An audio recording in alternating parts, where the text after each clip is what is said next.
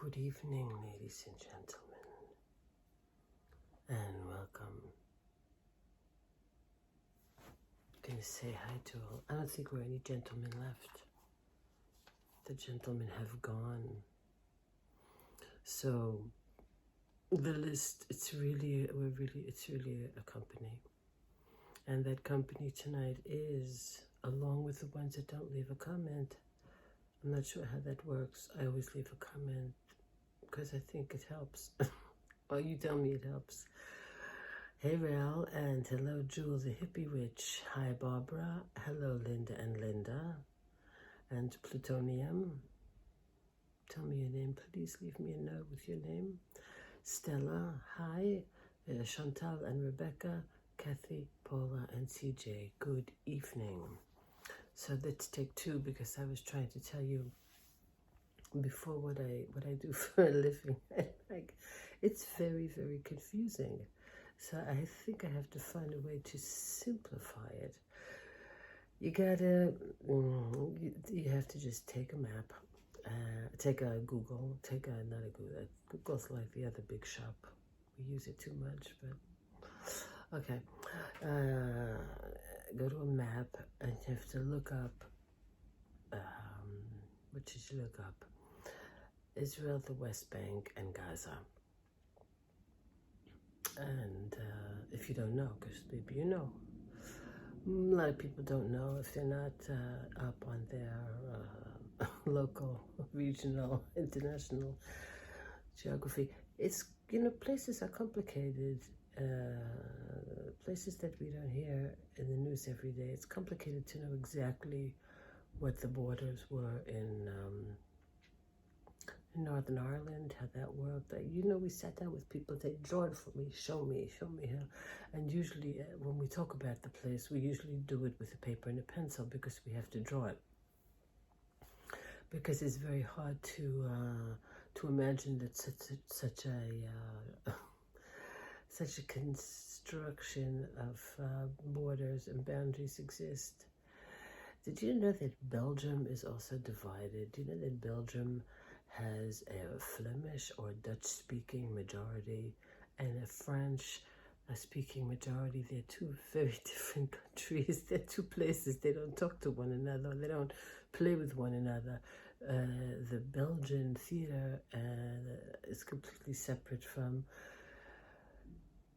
the French, and it's very much two countries, and everybody speaks both languages, and depending on where you are, because my Dutch got better than my French, even though none are too Shakespearean, but there's a lot of countries that we kind of don't know how the geography works, like the United States, when you try to explain the difference between the north and the south and the middle of the country and all of that stuff. So this region is a hotbed, of course. It's in the news all the time, and it's always inaccurate. We when the Oslo Accords, which is a peace, everything is in inverted commas, when that got made in 1994, and when the West Bank and Gaza was kind of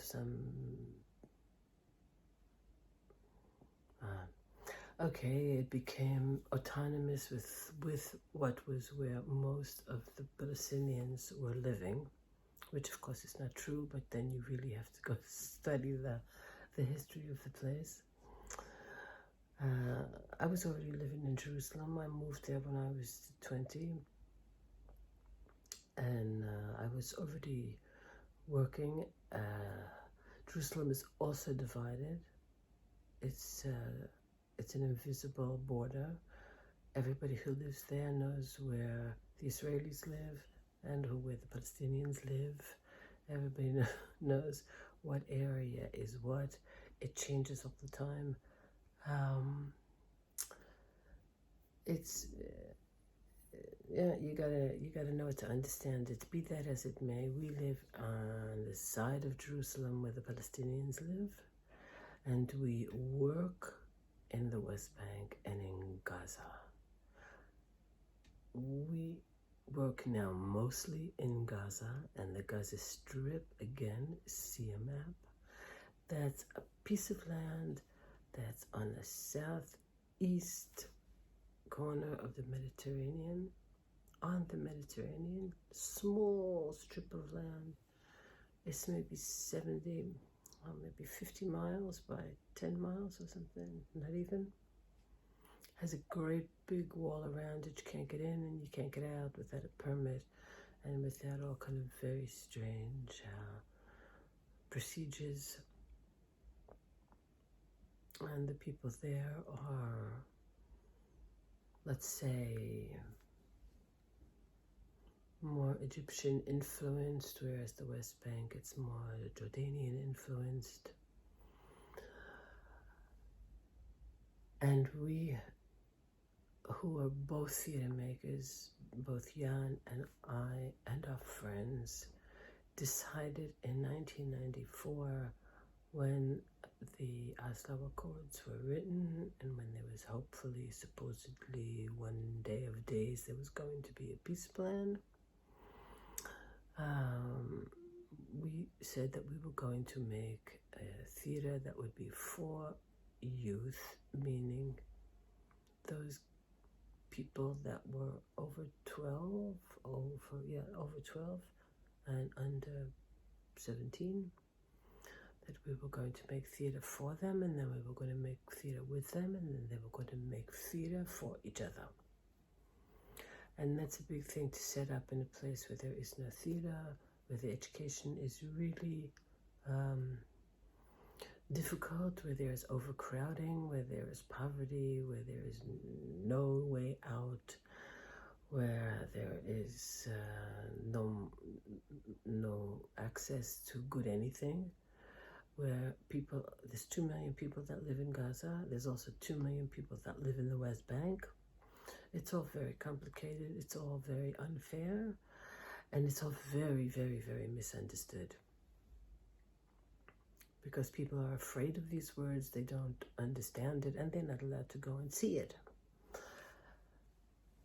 And we thought that working for kids, being able to stand in front of a microphone and say what it is that you want, or what it is that you think would be a good idea, or being able to speak to your parents, to your peers, was a good alternative to fist fighting and name calling.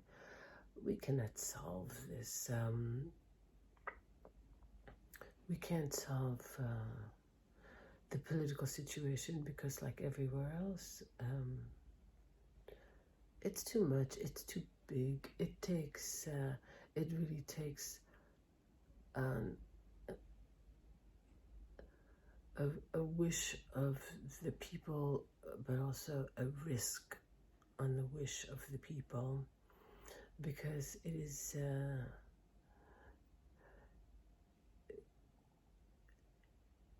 it's a bit unsolvable. Look at television now, look what's going on, and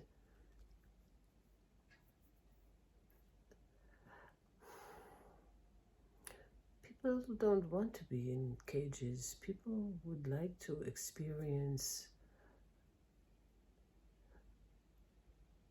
like I keep referring to, small freedoms, big freedoms. People are quite sick of dictators. It's very, very boring to live in a place where there is censorship, where you cannot move, where you need a permit for everything, where you need permission for everything, where and the Americans, it's funny, I have gotten many cultures under my belt. I've lived in the Middle East a long time, and so there's 2 cultures there. There is Europe, which is absolutely not my culture, and as you see from my experiences, I keep making mistakes.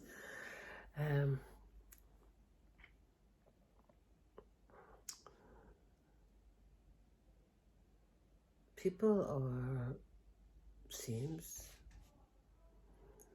that that these demonstrations that are going on, they're at a risk.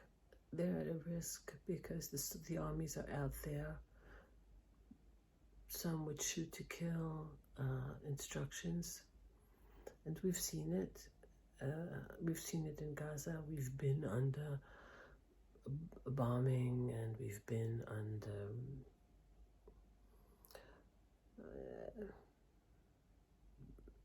scared. We've been scared.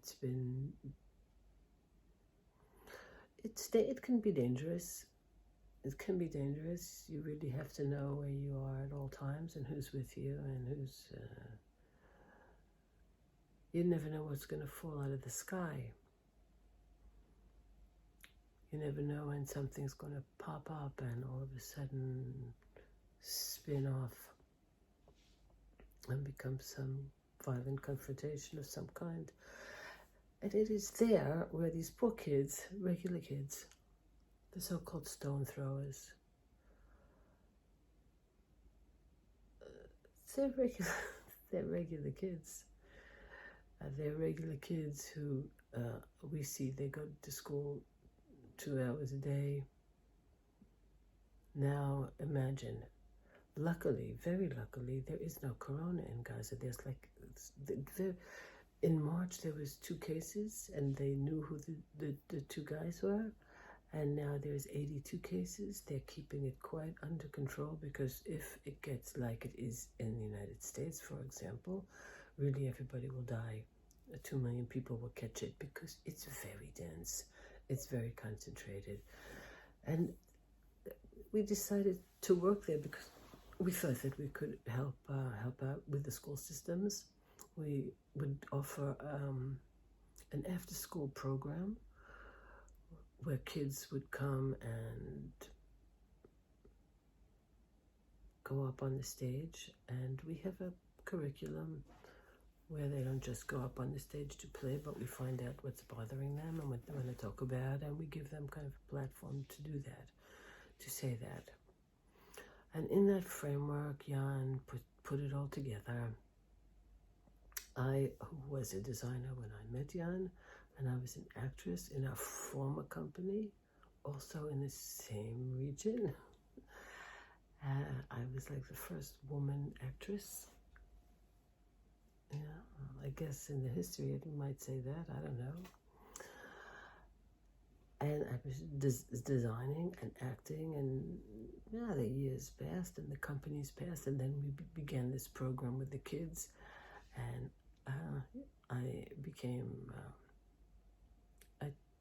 we started to write plays for youth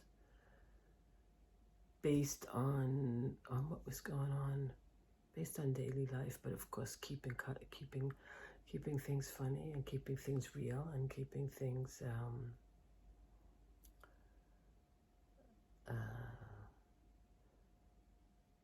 relevant to the kids. And I will leave the website of the company just so that you can see a little bit what the work looks like. I haven't really updated it in a long time. A few years ago, I was stopped from going into Gaza. I'm not allowed to go anymore. And that was a little bit the beginning of the end. You know, you can only maintain this relationship, a long-distance relationship with something for so long. That's why I think that this learning at school and not going is not going to work in the long run. In the long run, you got to be upfront and personal with people.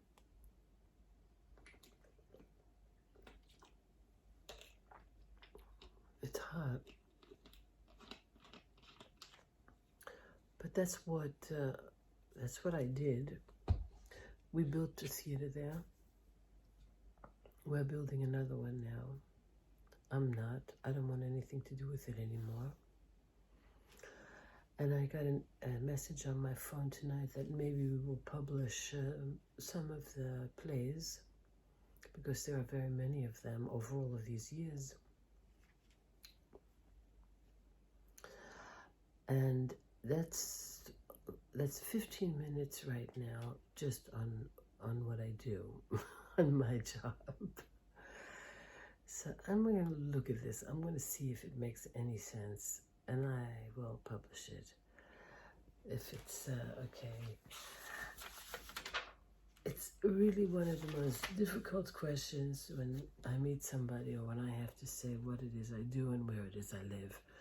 Because the where I live part, of course, most of it happens there. And Amsterdam was something that we did because Jan is Dutch and because he doesn't, when we always thought we're going to need a safe house out of there. And we were able to get a house here. And it never dawned on me that I would actually end up living here when that's very difficult because I'm not very Dutch.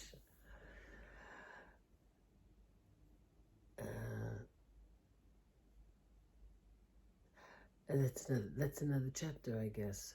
Let's see how this goes. Let's see how the comments go, and let's see if it's clear. Otherwise, I'm sorry. I'm trying. And before it gets too late and too long, I say goodnight to everybody. Somebody film me. Yeah, maybe if I wake up, if I set my clock, I will watch part of the convention.